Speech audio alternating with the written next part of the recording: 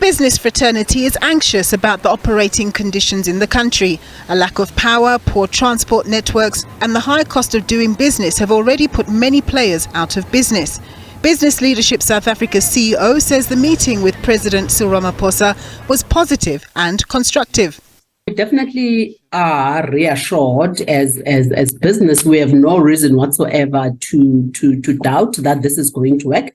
And the discussion started way before this. Bumi, they actually started around the investment conference, just before the investment conference. If you remember, the president made that announcement at the investment conference that there is going to be specific priorities and interventions on energy, transport and logistics and crime and corruption that business and government are going to be collaborating on.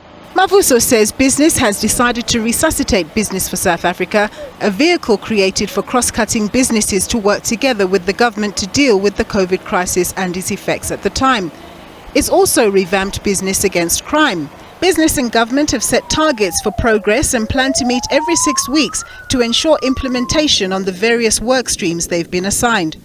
From an energy perspective, we are looking at ending load shedding by supporting to drive the current 6 gigawatts energy capacity gap in the short to medium term. From a transport and logistics perspective, we are looking at stabilizing and improving operational performance of strategic transport and logistics corridors. And from a crime and corruption perspective, while not specifically discussed at this week's meeting, concerns remain around international perceptions of the South African government's position on the Russia-Ukraine conflict, which is part of the reason the rand tumbled in recent weeks, although it's now showing some signs of recovery.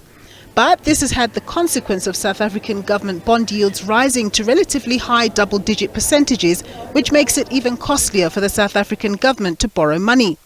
We are still worried, about the fact that if something doesn't change, in terms of how South Africa postures itself in relation to Russia, or if we really don't keep to the neutral stance that we actually keep on talking about, then there is going to be a loss of trade relations. And though the loss of those trade relations are going to be devastating for employment, they are actually going to mean that the economy is going to be left to be far more reliant on raw material exports to other developing countries. There is going to continue to be ructions on our financial markets.